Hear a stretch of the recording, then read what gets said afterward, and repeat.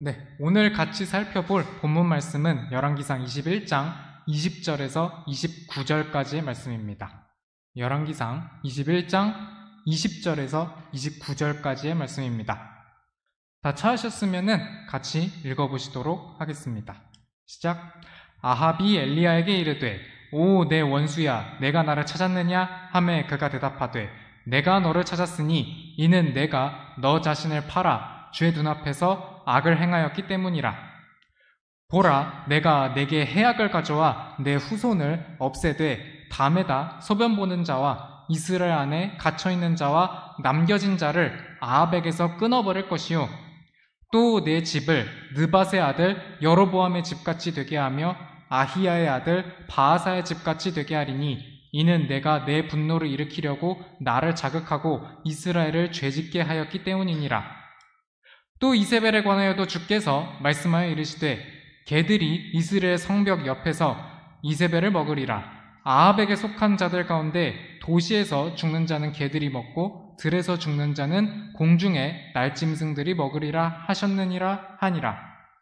그러나 아합과 같이 자신을 팔아 주의 눈앞에서 악을 행한 자는 아무도 없었는데 그의 아내 이세벨이 그를 부추겼더라. 그가 주께서 이스라엘 자손 앞에서 쫓아내신 아모리 족속이 행한 모든 것에 따라 우상들을 따르며 매우 가증하게 행하였더라. 아합이 그 말씀들을 들을 때 자기 옷을 찢고 굵은 배를 살에 두르며 금식하여 굵은 배에 누운 뒤 살며시 갔더니 주의 말씀이 디셉 사람 엘리야에게 임하여 이르시되 아합이 내 앞에서 자신을 낮추는 것을 내가 보느냐? 그가 내 앞에서 자신을 낮춤으로 내가 그의 시대에는 해악을 가져오지 아니하고 그의 아들의 시대에 그의 집에 해악을 가져오리라 하셨더라. 지난 시간까지 두 차례에 걸쳐서 빼앗긴 나봇의 포도원 사건에 대해서 같이 살펴봤습니다. 아합 왕은 궁궐 바로 옆에 붙어있던 나봇의 포도원을 가지고 싶어 했고 나봇은 거절했습니다. 하지만 왕비 이세벨이 모략을 써서 나봇을 무고하게 죽게 만들고 아합은 나봇이 어떻게 죽었는지도 확인하지 않고 나봇의 포도원을 탈취하려고 포도원에 가게 됩니다. 그리고 딱 그 시점에 엘리야가 하나님의 명령에 따라서 포도원에 있는 아합을 찾아옵니다. 거의 2년 이상의 시간이 지나서 엘리야를 다시 만난 아합이 어떤 반응을 보였는지 오늘 본문 말씀을 통해서 살펴보겠습니다. 아합은 엘리야가 자기 앞에 나타나자 엘리야를 원수로 대합니다.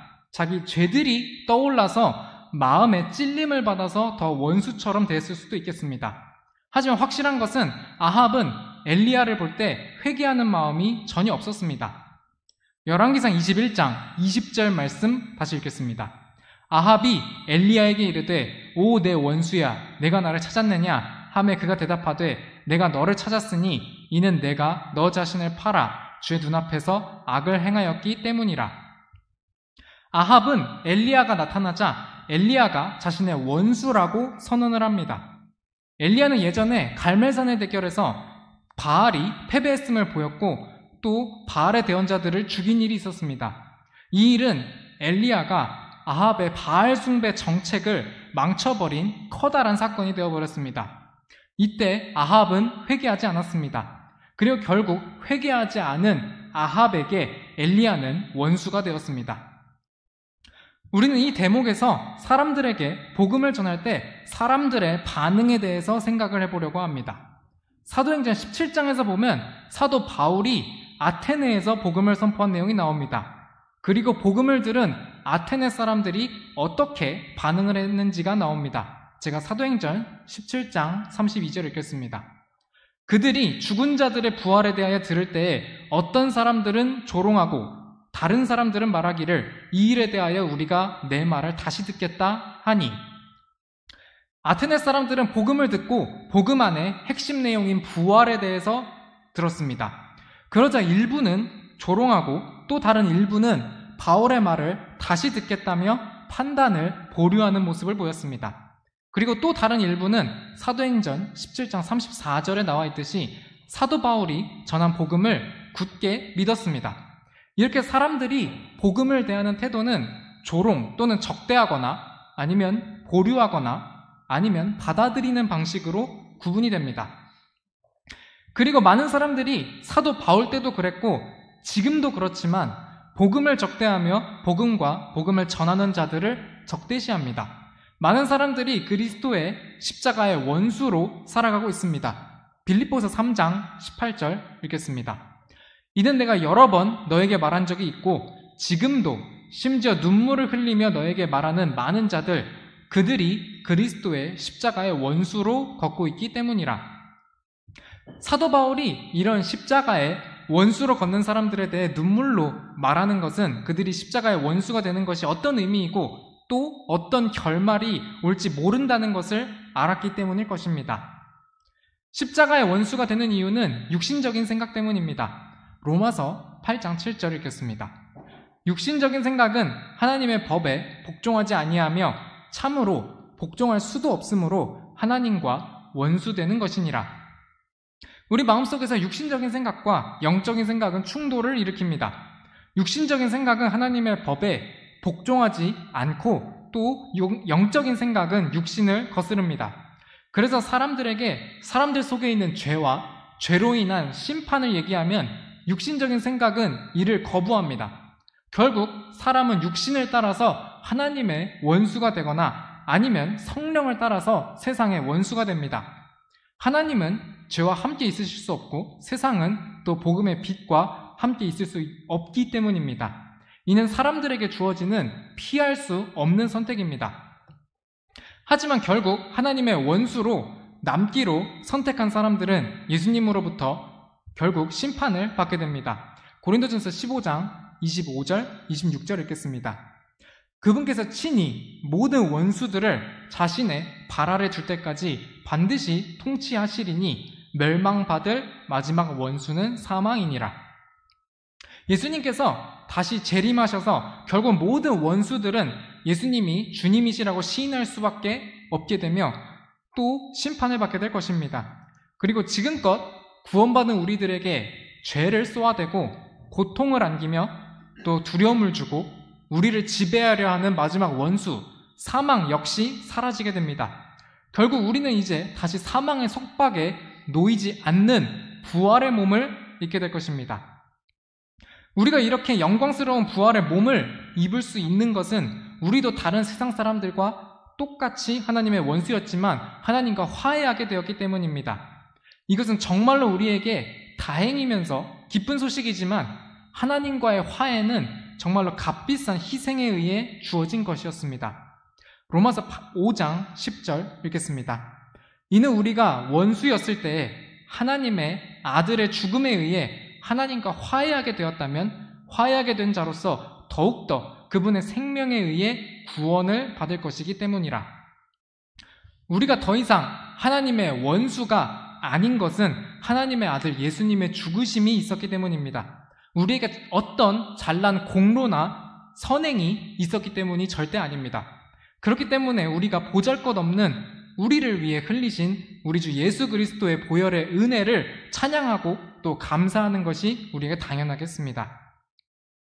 이제 다시 성경 본문으로 돌아와서 아합이 엘리야를 원수라고 부른 다음에 엘리야가 아합 왕가의 몰락을 선포한 내용에 대해서 살펴보도록 하겠습니다. 엘리야는 왕이 자신을 원수 취급했지만 그럼에도 물러나거나 움츠러들지 않고 하나님의 말씀을 그대로 전했습니다. 열왕기상 21장 27절 읽겠습니다. 보라, 내가 내게 해악을 가져와 내 후손을 없애되 담에다 소변 보는 자와 이스라엘 안에 갇혀있는 자와 남겨진 자를 아합에게서 끊어버릴 것이요. 아합 왕은 하나님으로부터 심판을 받아서 아합의 후손들이 전부 죽게 될 것이라는 예언을 받게 되었습니다. 그리고 이어서 열왕기상 21장 22절을 보면 아합의 집이 느밧의 아들 여로보암의 집같이 그리고 아히야의 아들 바하사의 집같이 망하게 될 것이라는 예언을 받습니다. 여로보암과 바하사 모두 자신의 아들 때에 이르러서 반란에 의해 집안이 망하게 됩니다. 아합 역시 이스라엘을 죄짓게 하여 하나님의 분노를 일으켰기 때문에 같은 심판을 받게 되는 것입니다.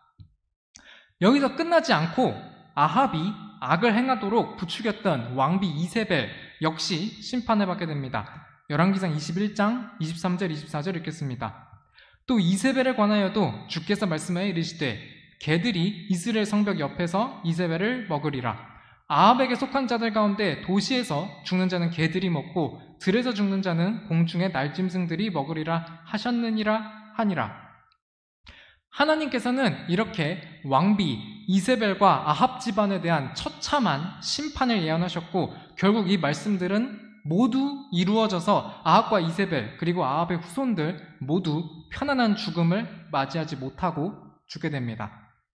아합 왕가가 이렇게 처참하게 몰락할 수밖에 없었던 것은 죄 때문이었습니다. 그리고 죄의 싹은 사망이기 때문입니다. 로마서 6장 23절 읽겠습니다. 죄의 싹은 사망이나 하나님의 선물은 예수 그리스도 우리 주를 통해 얻는 영원한 생명이니라. 아합은 하나님의 원수가 되어 사망을 결국 대가로 받게 되었습니다. 하지만 이와 대비되게 신약시대의 우리들은 예수 그리스도를 통해 하나님과 화해하게 되어 영원한 생명을 얻게 되었습니다. 우리에게 있어서 예수님을 통해 하나님과 화해할 길이 열린 것이 얼마나 큰 축복인지 이루 말할 수 없습니다. 다시 본문 말씀으로 돌아와서 아합과 아합의 집안이 이렇게 망하게 될 것을 예언을 하니까 어떤 분들은 아합이 무능한 사람인지 궁금할 수 있겠습니다. 하지만 성경에 나온 아합의 행적들을 보면 아합이 무능한 사람이 아니었습니다. 정치적으로나 경제적으로 자신의 생각을 가지고 일을 했던 사람으로 보입니다. 하지만 앞서 나왔던 여로보암이나 바아사 역시 카리스마 있는 왕으로 통치했으나 하나님 앞에서 지은 죄 때문에 하나님의 분노를 일으켰고 결국 가문이 멸망했듯이 아합도 마찬가지였습니다. 그래서 아합에 대한 세상의 평가와 하나님의 평가의 차이에 대한 내용을 살펴보겠습니다. 먼저 세상의 시선에서 아합의 통치를 보면 아합이 정치, 경제, 외교를 잘했다고 생각을 할 것입니다. 우선 60여 년간 싸워왔던 남유다와 동맹을 맺었습니다. 이로 인해 남쪽의 위협을 없애면서 동시에 군사에 쓰이는 군비를 아낄 수 있었습니다. 또한 그 당시에 남유다에는 강성한 여호사밧 왕이 있었습니다. 그래서 그 강성한 여호사밧 왕과 협력을 할 수 있으니 북이스라엘에서는 경제나 군사적인 측면에서 봤을 때도 정말 득이 되는 동맹이었습니다. 그리고 북쪽의 시돈과 결혼으로 동맹 관계가 되었습니다. 이로 인해 페니키아의 발달한 상업을 통해서 부를 얻을 수 있는 이점을 얻었습니다. 그리고 북동쪽에서 계속 북이스라엘을 침공해오는 강대국 시리아의 침공을 막아냈습니다. 아합이 남유다와 그리고 시돈과 동맹을 맺은 것은 강대국 시리아를 막기 위한 방책으로 보입니다.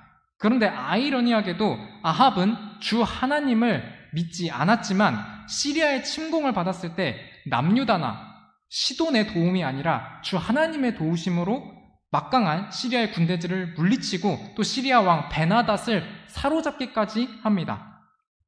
그리고 경제적으로 남동쪽의 모압에게서 조공을 받아서 나라의 부를 축적했습니다. 그리고 여러 경로로 축적한 부를 이용해서 상하로 된 집이나 도시들을 건축하며 왕권을 강화했으니 세상의 시선으로 보면 아합이 왕으로서 통치를 잘한 것으로 보이기도 합니다. 하지만 아합에 대한 하나님의 평가는 세상의 평가와 다릅니다. 열왕기상 21장 25절 읽겠습니다. 그러나 아합과 같이 자신을 팔아 주의 눈앞에서 사악한 일을 행한 자는 아무도 없었는데 그의 아내 이세벨이 그를 부추겼더라. 하나님께 있어서 아합은 자신을 죄에 팔아버린 사람이었고 주 눈앞에서 사악한 일을 행한 사람이었습니다. 그리고 이 때문에 아합 왕과는 바로 아합의 아들 때에 망하게 되는 것입니다. 아합 때 조성된 주변국과의 관계에 대해서 말씀드렸었는데 이 관계가 아합이 통치할 때는 최선의 방법으로 보여졌을 수 있습니다. 하지만 이 관계들은 결국 아합의 아들 때에 아합 왕가가 몰락하는 데 일조를 하게 됩니다. 먼저 아합은 시돈과 결혼으로 동맹관계가 되었습니다. 그러나 이로 인해 북이스라엘에는 바알 숭배 신앙이 들어오게 되고 이로 인해 주 하나님을 믿는 사람들은 탄압을 받았습니다. 이는 북이스라엘의 내부적인 혼란을 일으키게 되고 결국에 예후의 반란으로 인해서 아합 왕가는 망하게 됩니다. 그리고 그 다음에 남유다와의 동맹도 마찬가지로 주 하나님 앞에서 올바르게 행하려 했던 여호사밧 왕 때까지만 유효했습니다. 여호사밧의 아들 여호람 왕 때 남유다도 바알을 숭배하게 되고 그로 인해 남유다도 함께 내부적인 혼란을 겪게 되고 국력이 같이 약해지게 됩니다. 다음으로 시리아의 침공을 저지하는 것도 빼앗긴 라못 길르앗이라는 도시를 다시 수복하려고 아합이 시리아와 전투하는 과정에서 결국 북이스라엘의 패배와 아합의 죽음으로 이어집니다. 남유다의 군사들까지 끌어들여서 시리아와 라못 길르앗에서 전투를 벌였지만 이제는 하나님의 도우심이 빠지니까 예전에는 베나닷을 사로잡기까지 했었는데 오히려 아합은 라못 길르앗 전투에서 전사를 하게 됩니다. 마지막으로 모압으로부터 받던 조공 역시 아합 사후에 모압이 배반을 하면서 끊어지게 됩니다. 아합 다음에 왕이 된 아들 아하시야는 다락방 격작창에서 떨어져가지고 병을 얻어서 2년밖에 통치를 못하게 됩니다. 결론적으로 아합 때 조성된 주변국 관계들은 아합이 통치할 때는 시리아를 상대하는 데 유효한 것으로 보였지만 결국 아합 왕가의 몰락에 일조를 하게 되었습니다. 그리고 그 근본적인 원인은 아합이 북이스라엘의 바알 숭배라는 죄를 들여오면서부터 시작되고 그로 인해 하나님의 심판을 받게 되었기 때문이라는 것을 알 수 있습니다. 아합은 성경에서 정말 불명예스럽게 자신을 팔아버린 사람이라는 하나님의 평가를 받았습니다. 성경에서 자신을 팔아버린 사람의 예로 우선 발람이 있습니다. 신명기 23장 4절을 보면 발람은 이집트에서 올라온 이스라엘 백성을 저주하기 위해서 고용된 것으로 나옵니다. 발람은 하나님의 백성 이스라엘을 저주하는 데에 자신을 팔아버린 것입니다. 또한 가룟 유다가 돈 때문에 자신을 팔아버린 사람으로 나옵니다. 사도행전 1장 18절을 보면 가룟 유다는 예수님을 대제사장에게 무고하게 넘긴 불법의 대가로 밭을 샀다고 나옵니다. 아합은 발람 또 가룟 유다같이 자신을 팔아버린 사람으로 성경에 기록된 것입니다. 결국 아합은 하나님 앞에 매우 가증하게 행했던 것으로 평가받았습니다. 열왕기상 21장 26절 읽겠습니다. 그가 주께서 이스라엘 자손 앞에서 쫓아내신 아모리 족속이 행한 모든 것에 따라 우상들을 따르며 매우 가증하게 행하였더라. 세상의 시선으로 봤을 때는 아합이 합리적이고 이성적인 선택으로 정치를 했다고 볼 수도 있겠지만 결국 하나님을 버리고 우상들을 택한 아합은 하나님의 심판을 받게 되고 왕가 역시 파국을 맞게 됩니다. 우리는 아합을 통해서 하나님께로부터 바른 평가를 받는 것이 세상의 평가보다 더 중요하다는 것을 배울 수 있습니다. 그리고 세상의 친구는 또 하나님의 원수이듯이 세상에서 높이 평가받는 것은 하나님의 눈앞에서 가증한 것임을 우리 모두 기억해야 하겠습니다. 이와 관련된 누가복음 16장 15절 말씀 읽겠습니다. 그분께서 그들에게 이르시되 너희는 사람들 앞에서 너희 자신을 의롭다고 하는 자들이지만 너희 마음을 하나님께서 아시나니 사람들 가운데서 높이 평가받는 것은 하나님의 눈앞에서 가증한 것이니라. 아합에게 주어진 심판의 예언의 내용을 지금까지 살펴봤습니다. 아합은 이런 예언의 말씀을 듣고 어떤 반응을 보였을까요? 이제 다시 만난 엘리야를 원수처럼 여겼던 아합이 이 예언의 말씀을 듣고 뜻밖의 행동을 보입니다. 열왕기상 21장 27절 말씀 같이 읽겠습니다. 아합이 그 말씀들을 들을 때 자기 옷을 찢고 굵은 배를 살에 두르며 금식하여 굵은 배에 누운 뒤 살며시 갔더니 아합이 자기 옷을 찢고 굵은 배를 살에 두르고 금식하면서 살며시 가는 모습을 보였습니다. 지금껏 가뭄이 있어도 꿈쩍하지 않고 또 갈멜산에서 하늘에서 불이 내려와서 주 하나님이 바알에게 승리한 소식을 들어도 변화가 없었던 아합이었습니다. 그런데 아합이 이 심판의 예언을 듣고 자신을 낮추는 반응을 보인 것입니다. 이 하나님께서 엘리야에게 다시 말씀하십니다. 열왕기상 21장 29절 읽겠습니다. 아합이 내 앞에서 자신을 낮추는 것을 내가 보느냐? 그가 내 앞에서 자신을 낮춤으로 내가 그의 시대에는 해악을 가져오지 아니하고 그의 아들의 시대에 그의 집에 해악을 가져오리라 하셨더라. 하나님께서는 아합이 자신을 낮췄다고 하셨습니다. 아합이 진정으로 마음으로 회개를 했는지는 좀 의심의 여지가 있습니다. 왜냐하면 아합이 자신을 하나님 앞에 낮추는 모습이 그 이후에 보이지 않기 때문입니다. 하지만 아합이 자신을 낮추는 모습을 보이자 하나님은 그것만으로도 심판을 미뤄주셨습니다. 왜 하나님께서는 아합에게 임할 심판의 시기를 늦춰 주신 것일까요? 왜냐하면 하나님께서는 죄인이 회개하기를 기다리시기 때문입니다. 사람이 죄를 지었을 때 하나님께서 바로바로 심판하신다면 살아있을 사람이 없을 것입니다. 하나님은 사람이 돌이키는 것을 기뻐하시는 분이시기 때문에 사람들에게 기회를 주고 계십니다. 에스겔 18장 23절 읽겠습니다. 주 하나님이 말하노라. 사악한 자가 죽는 것을 내가 조금이라도 기뻐하겠느냐? 그가 자기 길들을 버리고 돌아와 사는 것을 기뻐하지 아니하겠느냐? 이렇게 하나님은 사악한 자가 죽지 않고 돌아와 살기를 원하십니다. 실제로 이런 사례들이 성경에 여러 번 나옵니다. 대표적인 사례가 많은 사람들이 잘 아는 요나가 아시리아의 수도 니느웨를 대적하여 대언했던 사건입니다. 요나는 하나님의 명령을 받아서 중간에 여러 사건들이 있지만 결국 니느웨에 가서 니느웨의 멸망을 예언을 합니다. 하지만 니느웨 백성들은 요나의 예언을 듣고 회개했습니다. 그러자 하나님께서는 니느웨에 내리시려고 하셨던 심판을 보류하셨습니다. 그리고 니느웨가 심판받아야 마땅하다고 여기면서 니느웨의 심판을 계속 기다리는 요나에게 하나님은 말씀하십니다. 요나서 4장 11절입니다. 자기의 오른쪽과 왼쪽을 분간할 수 없는 자가 12만 명이 넘고 또한 많은 가축이 있는 저 큰 도시 니느웨를 내가 아껴야 하지 아니하겠느냐 하시니라. 하나님은 니느웨에 있는 그 수많은 사람들과 또 가축들을 아끼셨습니다. 그래서 회개하는 도시에 심판을 내리지 않으셨습니다. 하지만 요나 이후에 약 100여 년의 시간이 지나서 아시리아가 다시 타락했을 때 하나님은 나훔 대언자를 통해서 니느웨에 대한 심판을 예언하십니다. 니느웨의 죄들이 가득해졌기 때문입니다. 나훔서 3장 1절 읽겠습니다. 피를 흘리게 하는 도시에 화가 있을지어다. 그곳은 전체가 거짓과 강탈로 가득하며 탈취가 떠나지 아니하느니라. 결국 하나님께서는 죄가 가득한 도시 니느웨에 심판을 집행하십니다. 그래서 나훔서 3장 6절 7절의 말씀대로 니느웨는 피폐한 도시가 되고 아시리아는 결국 망하게 됩니다. 이런 심판의 말씀은 우리에게도 또한 교훈을 줍니다. 우리에게는 죄에 대하여 하나님의 징계가 있기 때문입니다. 요한계시록 3장 19절 읽겠습니다. 내가 사랑하는 자들을 다 내가 책망하고 징계하노니 그러므로 열심을 내고 회개하라.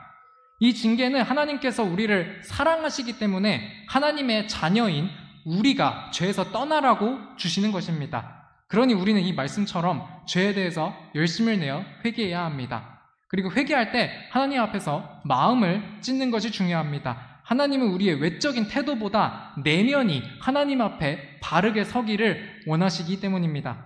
요엘서 2장 13절 읽겠습니다. 너희 옷을 찢지 말고 너희 마음을 찢으며 주 너희 하나님께로 돌아설지어다. 그분은 은혜로우시고 긍휼이 많으시며 분노하기를 더디하시고 큰 친절을 베푸사 그 해악에 대해 뜻을 돌이키시나니.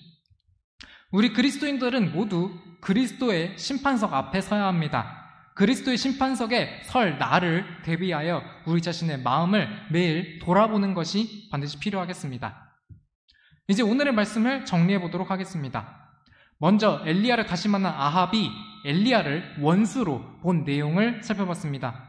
지금도 많은 사람들이 아합처럼 하나님을 대적하여 십자가의 원수로 살고 있습니다. 우리도 다른 세상 사람들처럼 하나님의 원수였지만 하나님과 화해하게 되었습니다. 그러니 우리가 예수님의 보혈에 은혜에 감사하며 또 찬양하며 복음을 전해야 하겠습니다.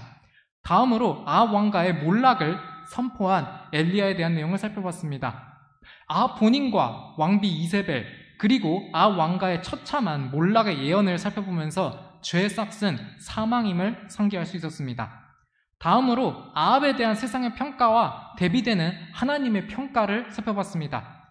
세상적으로는 아합이 정치나 경제에서 무능해 보이지 않았습니다. 하지만 하나님을 버리고 세상을 택하며 또 죄의 길을 간 아합의 최후는 결국 죽음이었습니다. 그리고 그런 아합에 대한 하나님의 평가는 자신을 팔아 주의 눈앞에서 사악한 일을 행한 자라는 불명예스러운 내용이었습니다. 이는 우리에게 세상의 평가보다 하나님의 평가가 중요함을 알려줍니다. 마지막으로 패망의 예언을 듣고 자신을 낮춘 아합에 대한 내용을 살펴봤습니다. 아합이 자신을 낮추는 모습을 보이자 하나님께서는 아합에게 말씀하신 그 심판의 예언을 늦추어 주셨습니다. 이로부터 우리는 하나님께서 죄인들이 회개하기를 바라고 또 기다리신다는 사실을 배울 수 있었으며 또 우리에게도 회개가 필요함을 배웠습니다. 아합은 결국 하나님 앞에서 사악한 일을 행한다는 하나님의 평가에 따라서 심판을 받았습니다. 세상에서부터 아무리 칭찬받는 일을 하더라도 하나님의 도우심이 없이는 어떤 일 하나 제대로 될 수가 없습니다. 우리 모두 세상이 나를 어떻게 평가할지가 아니라 하나님이 나를 어떻게 보실지를 생각하면서 하나님을 따라서 또 이번 한 주 살아가기를 바라겠습니다. 이상으로 금일의 오전 성역 공부 마치도록 하겠습니다. 감사합니다.